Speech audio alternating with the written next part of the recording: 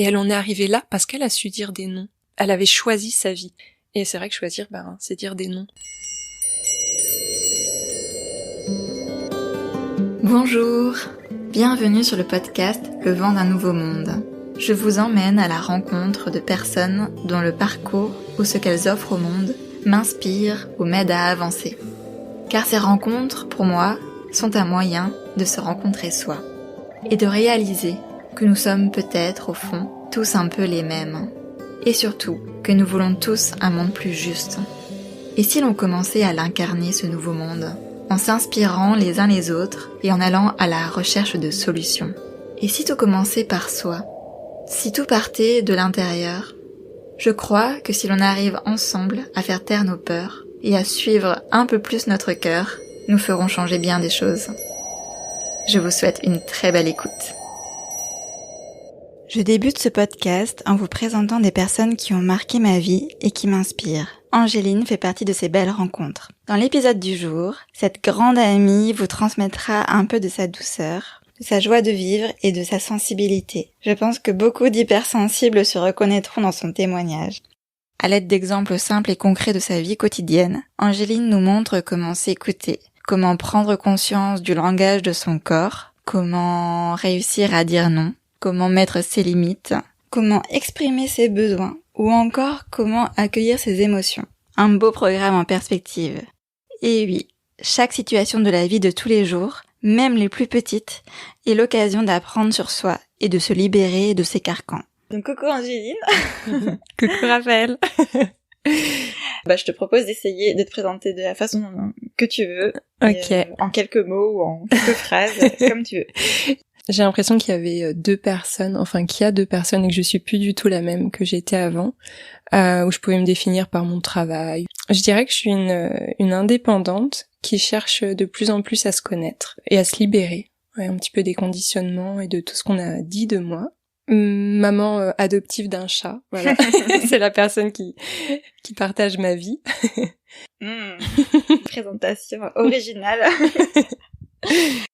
J'aimerais qu'on commence peut-être à quand tu étais petite, pour qu'on apprenne un petit peu à te connaître, justement, qu'on voit à l'évolution que tu as vécue. Donc, quelle petite fille tu étais? Comment tu te décrirais? Le premier truc qui me vient, c'est que j'aimais beaucoup grimper dans les arbres. Ouais, on avait un arbre dans le terrain en bas de chez mes parents qui était complètement de biais et penché, donc j'étais pieds nus dessus et vu que Pocahontas était mon héroïne, voilà. Ah oui, déjà, pardon. Je sais pas si c'est encore, je sais que t'adores encore Pocahontas. C'est une femme très inspirante, je trouve, très engagée. Donc voilà, j'aimais ça, je me sentais très proche de la nature. J'aimais beaucoup les animaux. J'aimais beaucoup faire de la pâtisserie. J'avais vraiment souvent le nez dans les livres de recettes. Je trouvais ça à la fois très beau, et puis j'avais toujours envie de me défier avec des recettes, et puis danser. Sur tout type de musique, inventer mes chorégraphies. Ok.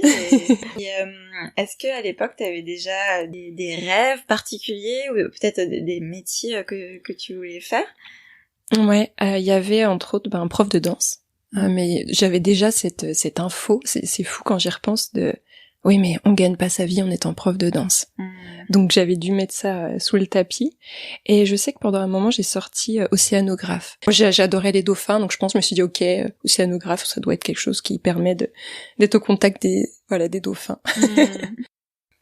Quel conseil tu aurais aimé recevoir, ou qu'est-ce que tu aurais aimé entendre quand t'étais petite, que tu n'as pas entendu? Waouh. C'est la question en coaching pour savoir un peu ce qu'on a envie d'apporter, quelle pourrait être notre mission en fait. Okay. Qu'est-ce qu'on aurait aimé entendre en tant qu'enfant et que du coup on peut maintenant nous partager pour les autres. Je pense que tu es légitime. En fait, tes passions sont légitimes, tes centres d'intérêt sont légitimes, ta sensibilité est légitime et ok en fait. Toutes ces passions n'étaient pas forcément reconnues comme valables en fait, voilà, dans ma famille. Donc c'est pour ça que ce serait vraiment le message qui fait que je les aurais vécu, ouais, sereinement on va dire, et voilà, je me serais pas interrogée dessus.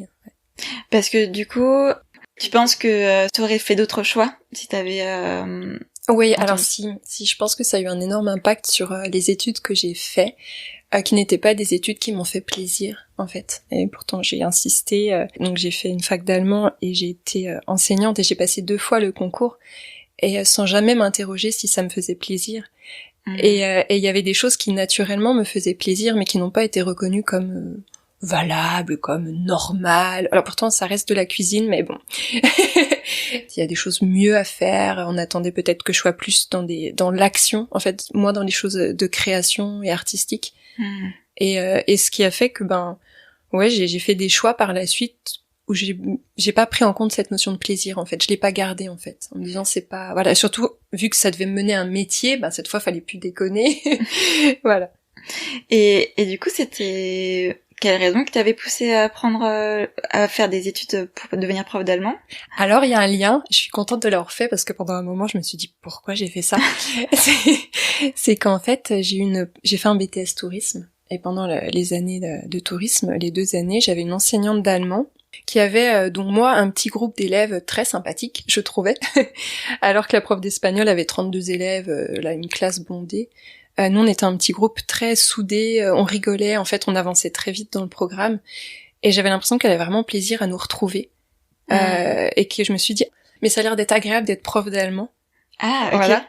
Et j'avais oublié qu'elle avait d'autres classes, forcément. Et cette prof, vu qu'on était assez familier avec elle, j'ai pu lui poser des questions sur sa vie et son rythme de vie, et j'avais l'impression qu'elle se prenait pas la tête, que c'était facile d'être prof. C'était facile et puis chaleureux, en fait. Prof d'allemand. J'ai jamais rêvé d'être prof et pas d'autres matières en tout cas. Donc c'est vraiment parti juste de ce personnage. Et elle me disait que c'était super parce qu'il y avait 2 mois de vacances. Donc je me suis dit oui, c'est vrai, c'est quand même pas mal. Et elle partait. En fait, c'est surtout ça qui était super, c'est qu'elle partait sur un bateau quelque part dans le golfe du Saint-Laurent, je crois, pour aller compter les baleines.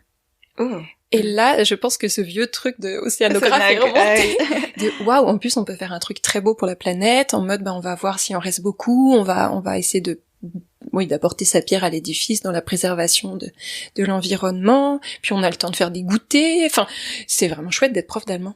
Ah oui, donc en fait t'avais associé un peu quand même ce qui te faisait vraiment envie. Ouais. À ce job-là qui n'était pas forcément ce que tu voulais. Ah oui, d'accord, c'est intéressant. Voilà. On parlait avant de tes rêves d'enfant, de cette après évolution vers tes choix professionnels, etc. Je sais que tu es assez passionnée par les enfants et par les mamans. Je sais que tu as des idées de peut-être après de projets avec des mamans. Pourquoi en particulier les mamans? Je dirais que le fait d'observer ma mère qui se respectait pas, qui prenait pas de temps pour elle, et je pense que ce dont je souffrais, c'était de pas avoir une référence féminine en fait, qui me donne envie de croire en la vie, au fait que ce soit génial d'être une femme. Je trouvais que ma mère ne se souhaitait pas le meilleur et se faisait passer après tout le monde. Et je pense que j'ai été assez rapidement consciente de mes émotions et je pense que j'ai fait un lien entre je me sens pas très bien, elle va pas bien, et peut-être que j'ai besoin qu'elle aille bien et qu'elle soit épanouie pour que j'ai aussi envie d'être une femme qui grandisse et d'aller vers l'avant, vers l'avenir en tout cas. Et pour avoir envie de croire en une belle relation, d'avoir un boulot épanouissant, enfin j'avais vraiment l'impression que c'était ma base en fait. Ok, donc en gros, tu penses vraiment qu'il faut que la mère soit épanouie pour que l'enfant soit épanoui. Ouais. Pour toi, ça peut pas aller sans. Alors j'ai jamais, fait genre un sondage ou à poser plein de questions à plein de copines pour généraliser. Je crois que c'était vraiment mon besoin et que j'ai mis très longtemps à me dire tu peux t'autoriser des choses qu'elle ne s'est pas autorisées. Peut-être un peu par souci de loyauté, de mince, elle en est encore là, elle en souffre, elle fait rien pour, et toi, tu serais heureuse en couple, et toi, tu serais heureuse dans un boulot, ou peut-être tu gagnerais même plus qu'elle. Voilà, je sais pas si ça peut être quelque chose de transgénérationnel et que moi j'ai eu à travailler ou l'histoire des femmes, mais ouais, je sens que ça m'aurait aidé, ça m'aurait épargné beaucoup de séances avec différents thérapeutes, que elle s'autorise à briller, à être pleinement bien dans ses baskets pour que moi je puisse faire de même. Ok. Alors justement, donc tu nous as parlé là de fait d'avoir étudié pour devenir prof d'allemand. Et donc qu'est-ce qui a été l'élément déclencheur de vouloir arrêté, de vouloir te reconvertir?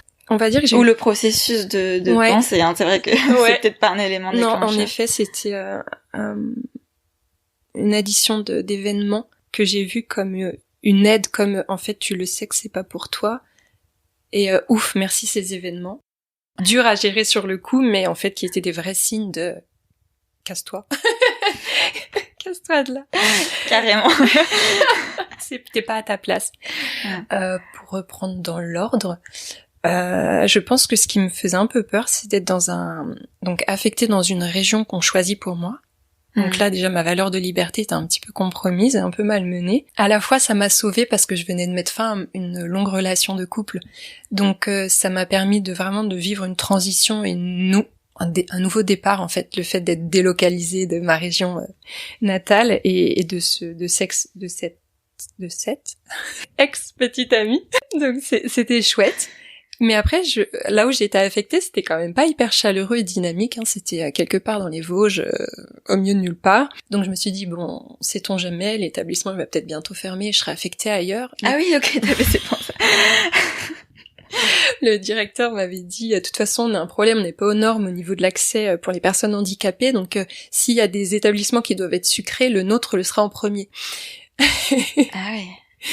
Donc, c'est vrai que tu t'es dit, en commençant, si déjà t'avais des pensées comme ça, c'est ça. C'est que c'était peut-être pas le bon endroit, quoi. Mais en même temps, c'est vrai que c'est des conditions avec lesquelles on n'a pas le choix de faire, en fait. Donc, bon, allez, on y va. C'est quand même nouveau. Ça fait quand même du bien, un nouvel air, voilà. C'était pas rien la décision de quitter cette personne, donc c'était ok donc de vivre ça. Mais bon voilà, avec cette petite voix de mais attends, c'est l'éducation nationale qui va toujours choisir ton avenir en fait, parce que si l'établissement ferme, bah on sait pas du tout où on peut t'envoyer. Et puis je suis quand même une fille sensible et je suis sensible à l'environnement dans lequel je suis et j'ai pas envie qu'on décide pour moi où je vais m'installer. Voilà. Et puis il y avait cette autre part de moi qui était mais en fait tout a l'air tracé. C'est-à-dire que, imaginons que l'établissement ne ferme pas, bah tu vas faire toute ta carrière là, donc ta maison tu vas l'acheter ou la faire construire ici.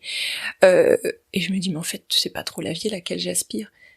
Je m'étais pas posé la question parce qu'on enchaîne les années d'études, on a le concours, boum boum boum, on nous trimballe. Et là il y a quand même des espèces de peur, mais au niveau de l'âme qui dit oula, on est en train de s'enterrer en fait, ça va pas être la fête. J'ai pas envie que tout soit tracé. Peut-être mon côté bélier, on lit souvent ça, que le bélier il a besoin que ça bouge et oui, je crois que j'avais besoin d'être en accord avec ça, j'ai envie que tout soit spontané et qu'il y ait des surprises dans ma vie. Et là, clairement, j'ai l'impression que ça va pas être très drôle. Ok, donc en gros, le métier de prof te convenait pas à ce moment-là, où tu te disais, à cause de de ce manque de liberté, quoi. Il y a déjà tout ça, ouais. Il y a déjà tout ça que cette prof d'allemand m'avait pas partagé. Moi, j'étais restée sur les balades en mer l'été. Quand tu penses quand même, la prof d'allemand, les balades en mer l'été, c'est vrai que où est le lien exactement? C'est un petit raccourci que à l'époque, ça m'avait permis, je pense, de trancher. Donc voilà, tu vas faire une fac d'allemand, de toute façon, le BTS tourisme, ça va pas, c'est pas ça qui te plaît, donc faut bien partir quelque part, quoi. Donc on se lance, et puis la fac, ça a l'avantage de nous fermer pendant. On se pose pas de questions pendant. Moi, c'était 6 ans du coup, donc ça arrange bien des fois de pas se poser de questions. Donc voilà, ça c'était les conditions du métier qui me paraissaient un peu tristounettes quand même. Et puis après il y avait aussi ce côté où j'ai découvert que c'est pas que j'ai découvert que j'étais sensible, c'est que je commençais à ne plus pouvoir cacher ma sensibilité. J'étais donc dans une salle de classe avec des néons blancs, un vidéoprojecteur sur le front qui faisait un petit bruit de moteur permanent, et je me dis mais c'est fou, on dirait que ça agace aucun de mes collègues. Et moi, je le vis mal, et donc je me jugeais. J'étais très connectée aussi aux émotions des élèves, et en fait, c'était trop d'émotions autour de moi parce qu'il y a trop d'élèves. Ah oui, d'accord. Ouais. Tu le ressentais physiquement? Ouais. Oui, c'était. J'ai envie de. Toi, t'as tel besoin que je suis en train de sentir, que ce soit un besoin au niveau des connaissances, que de besoin de temps à t'accorder. Et puis toi, alors là, toi, tu t'ennuies parce qu'en fait, le programme, il va pas assez vite, ça avance pas assez vite pour toi. Et je me sentais très frustrée à la fin de la journée, en me disant, mais j'ai pas bien fait mon travail, mais on me donne pas les conditions de bien le faire non plus. Et au final, l'allemand, c'est pas vraiment ça qui me met en joie non plus.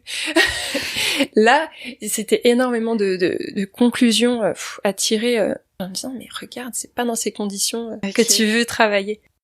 La 3e année, ce qui m'a aidée, c'est qu'il y a eu un échange scolaire en Allemagne d'une 10aine de jours. Et je suis tombée sur une hôte assez froide, Parce qu'en fait, t'étais pas hébergée à l'hôtel. Non, j'étais chez des profs qui enseignent le français en Allemagne. Non, mais ce qui a été vraiment frappant, c'est quand eux sont venus à leur tour dans les Vosges et que je l'ai hébergée. Cette femme était assez glaciale, on va dire que tout lui était dû, donc c'était quand même 10 jours chez moi. Et bon, elle se levait pas à l'heure, il fallait lui redemander de se préparer parce qu'il fallait partir et arriver à l'heure pour les activités prévues. Il y avait pas mal de choses comme ça que je trouvais assez choquantes, jusqu'à ce que je me dise, mais il y a aucune amie que j'invite 10 jours chez moi, et pourquoi je la tolère elle qui est en plus désagréable, en fait.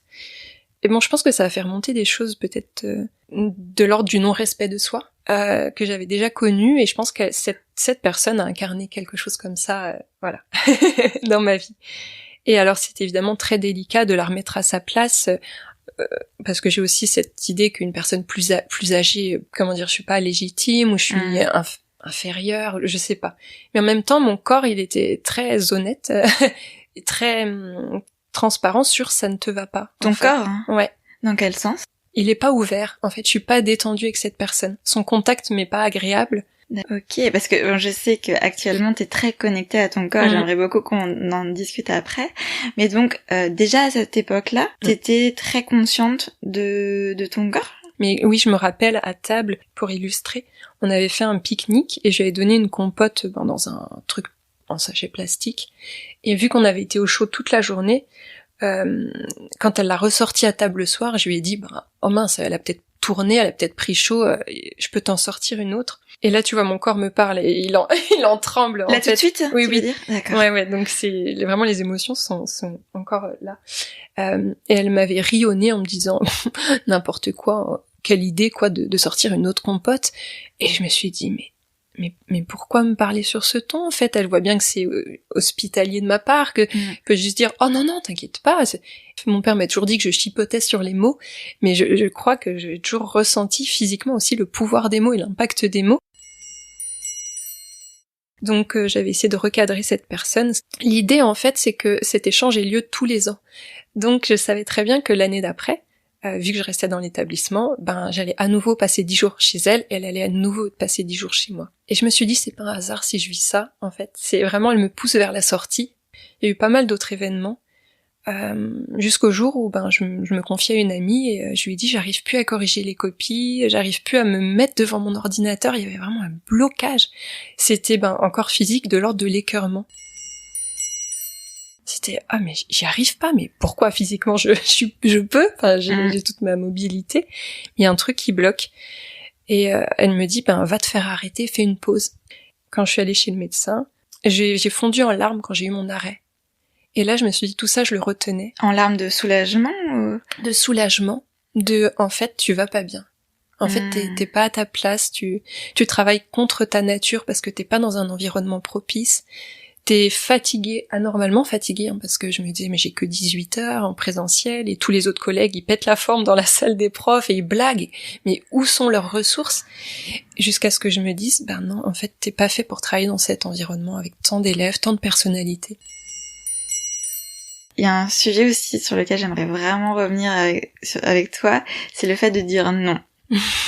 Donc pour moi, disons qu'autour de moi, t'es une des personnes qui m'inspire le plus sur cette capacité-là, parce que c'est vraiment pas évident, et je pense qu'en particulier en tant que fille, en tant que femme, on a appris à faire plaisir, à dire oui, etc. Et toi, je me souviens que tu lisais un livre et que ça t'avait poussé à dire ton premier grand non. Marc, j'aimerais bien que tu nous racontes ça. Ouais. À chaque fois, je veux citer cet auteur. Je suis pleine de gratitude d'être tombée sur ce livre. À chaque fois, je crois que c'est Sarah Knight, mais bon, du coup, T'es pas sûre? Non, je sais pas si c'est celle qui a dit fuck ou quelque chose de cet ordre-là. Et en effet, ce livre, est tombé à pic.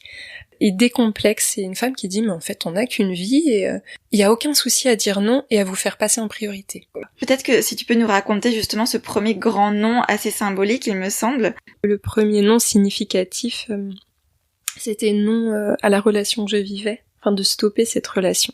Relation de couple. Relation de couple, ouais, de 11 ans, dans laquelle je me respectais pas, en tout cas dans mes besoins. Voilà, c'était l'autre en priorité, peur de blesser, de faire souffrir, etc.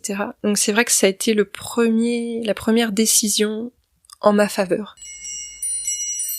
Et voilà, et ce personnage de ma vie professionnelle est venu ensuite, mais c'était plus simple parce que je me suis dit, si tu réussis avec une personne à laquelle tu tiens tant, avec qui t'as construit un bon bout de vie, le reste ça peut être que plus facile. Donc cette femme, cette histoire de compote, je suis allée la retrouver dans sa chambre en lui disant, j'ai besoin de te parler, il y a des choses qui ne me vont pas. Je pense que toujours en amont, je prépare un peu mon discours.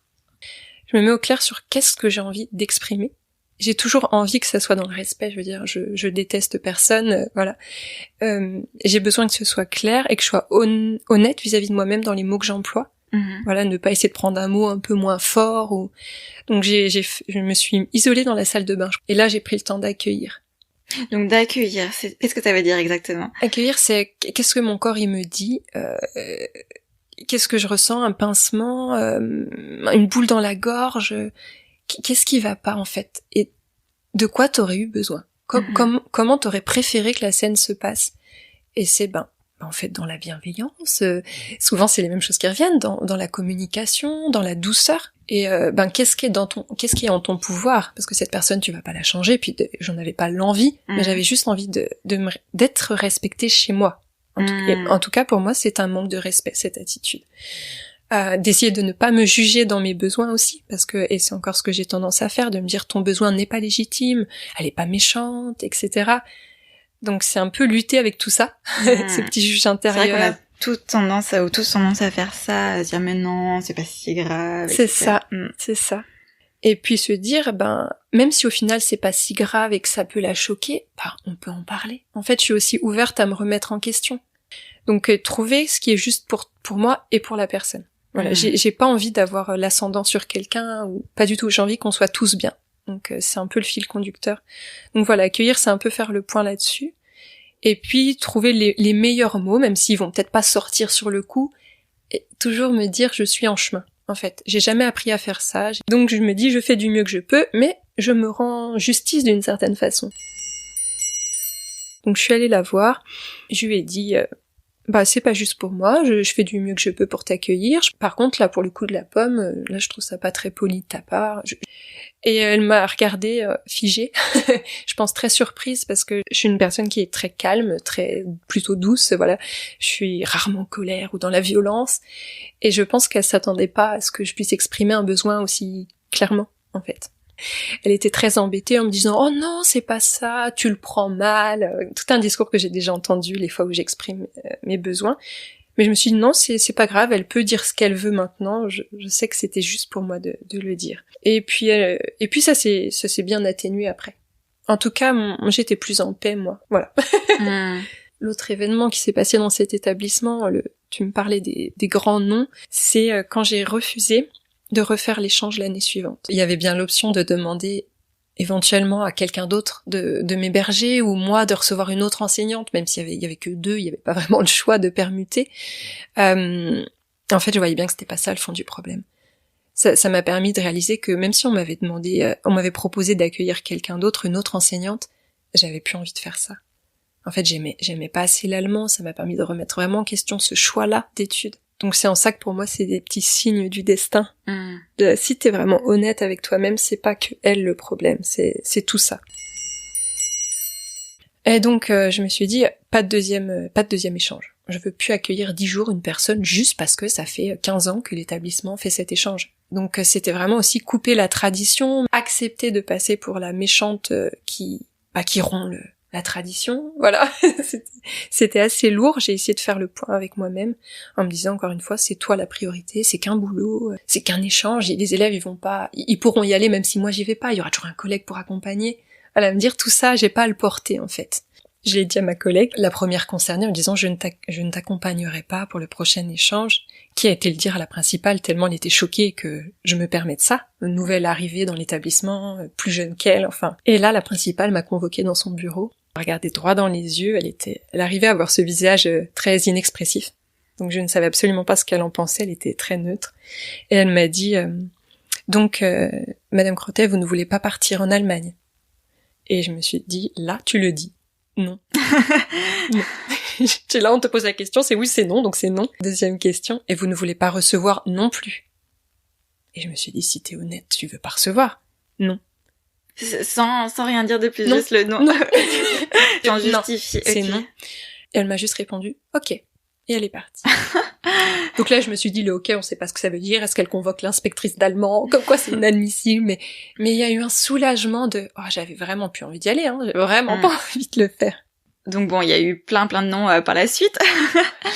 Qu'est-ce que tu donnerais comme conseil, justement, à une personne qui a du mal à dire non?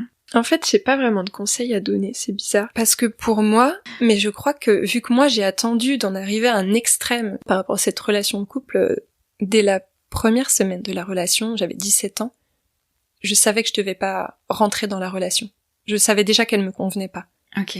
C'était un gros pressentiment, intuition, je sais pas comment dire. Et vu que j'ai tenu 11 ans, en refoulant mes besoins et en essayant de bien me mentir à moi-même, je dirais à ces personnes, faites vos expériences. Parce qu'il y a un moment où on n'a plus le choix que de dire non, en fait. Moi, c'est comme ça que à chaque fois que je l'ai vécu. Voilà, il a fallu aller faire 10 jours avec cette personne pour me dire, mais je suis pas alignée avec l'allemand, quoi. Moi, c'est ma façon, en tout cas, de me sentir légitime, je crois. C'est parce que je l'ai fait, que j'ai bien vu qu'il y avait pas de positif, et là, je me dis, bon, bah là, faut dire non, quand même. C'est tellement énorme. Maintenant, les noms, j'arrive à les poser bien en amont, et justement, écouter cette fameuse intuition de départ, de, ça me semble pas normal, ça me convient pas. Voilà, la vie m'a prouvé qu'il y avait aucun risque à dire non, qu'il y a toujours autre chose qui se présente de mieux pour moi. Mais après, est-ce que tu arrives à dire non sans culpabiliser, sans c'est vrai que c'est peut-être ça aussi qui est très difficile dans le fait de dire non. Si, le dernier non dont je t'ai parlé il y a peu de temps, c'était non à ma grand-mère, à la figure, voilà, de la personne âgée à qui on rend service. Et le non, il était vraiment pas du tout accompagné de culpabilité. C'était non et c'est tout. Je pense que si quelqu'un voulait vraiment s'en sortir rapidement et poser des noms, il faudrait vraiment qu'il voit ce qui l'empêche de dire non. Quelles sont les pensées et les peurs profondes, en fait. Donc ça peut être peur du rejet. Moi, je sais que quand j'ai dit non, donc pour le deuxième échange, j'ai beaucoup de collègues qui sont venus me voir parce que la rumeur s'est répandue. Enfin, c'était pas une rumeur, d'ailleurs, c'était vrai, mais l'info s'est répandue. Et là, il a fallu gérer ça. Il a fallu gérer la collègue. Ah bon, tu accompagnes pas? Bah dis donc, elle va se retrouver bien embêtée, ta collègue. Oh, voilà, là, moi, j'aurais... Voilà. Ensuite, il faut être prêt à vivre ça. Et ça peut être peur de l'exclusion, mais des grosses peurs primitives. Et je pense que... Ouais, déjà les accueillir. Voir ce qui empêche de dire non. Et se faire accompagner. Parce que c'est dur tout seul aussi de comprendre ce qui est en jeu. Ce qui fait qu'on dit pas non. D'accord, donc justement à cette période-là, par exemple quand ces autres collègues sont venus te voir en disant moi j'aurais pas aimé ou voilà, est-ce que t'avais ces peurs-là et alors est-ce que tu t'es fait accompagner dans ce cas-là pour les accueillir ou comment t'as géré ça? Je pense que ce fameux livre m'a beaucoup déculpabilisée. Je me suis dit cette femme, elle est partie de tel boulot, elle a dit non, et maintenant elle vit la vie de ses rêves, je sais plus, en Amérique centrale, elle est heureuse, elle est écrivaine, et elle en est arrivée là parce qu'elle a su dire des non. Elle avait choisi sa vie. Et c'est vrai que choisir, c'est dire des non. C'est comme ça que tu le, je sais pas, résumerais? Plus que dire des oui, en fait. Pour l'instant, j'expérimente vraiment dis des non francs, et aussi en parallèle des oui francs à ce que tu veux, et vois ce que la vie t'amène. Ouais. Non, je me suis pas fait accompagner parce que, encore une fois, le fait d'avoir dit non à ce petit ami, j'ai vécu cette grosse peur du rejet parce que je sais que sa famille ne s'y attendait pas, personne ne s'y attendait, ma propre famille, j'avais gardé ça pour moi, j'avais essayé de me mettre au clair avec moi-même, j'avais accueilli pendant 11 ans pour le coup, et pas juste le temps d'une douche, et je crois que j'étais prête à toutes les remarques possibles, et ça a été le cas. mais pourquoi t'as fait ça? Pourquoi tu laisses pas de deuxième chance? Personne ne savait mes vraies motivations, c'était des motivations très personnelles. Donc je me suis pas fait accompagner, le choix a été d'écouter mes ressentis physiques aussi à nouveau. Et je pense que ce qui empêche aussi, et du coup ça pourrait être une piste pour les personnes qui veulent dire non, c'est se demander à quel point elles se souhaitent le meilleur, ou en tout cas d'être heureuse. Donc est-ce que tu dirais que pour toi c'est lié à l'amour de soi? Oui. Oh, combien oui. Oui. Ouais. Quand on est à aimer plus l'autre, ou plus l'image qu'on va renvoyer aux autres, ou plus le fait d'être toujours soutenu, quand tout le reste va passer avant soi, on n'est pas prêt de dire non. Ouais. Voilà, j'espère que cet épisode vous aidera à faire la paix avec votre sensibilité et qu'il vous donnera des idées, voire des ailes, si vous ne vous sentez pas ou plus à votre place dans votre job, pour oser vous envoler vers des environnements plus appropriés à qui vous êtes. La semaine prochaine, dans la suite de l'interview d'Angéline, ce sera le premier épisode de la série Pour les perchés. Alors, on le crée ce nouveau monde? Si vous avez apprécié cet épisode, n'hésitez pas à en parler, à vous abonner, à mettre des étoiles sur les plateformes d'écoute de podcasts et à me laisser des commentaires. D'autres pourront ainsi découvrir le podcast à leur tour et c'est comme ça que vous m'aiderez le plus. Et puis, c'est aussi une manière de mettre votre pierre à l'édification de ce nouveau monde. Si vous avez envie d'en savoir plus sur le podcast, retrouvez-moi sur les réseaux sociaux. Je vous dis à la semaine prochaine pour le prochain épisode. Et en attendant, n'hésitez pas à danser avec le vent du changement.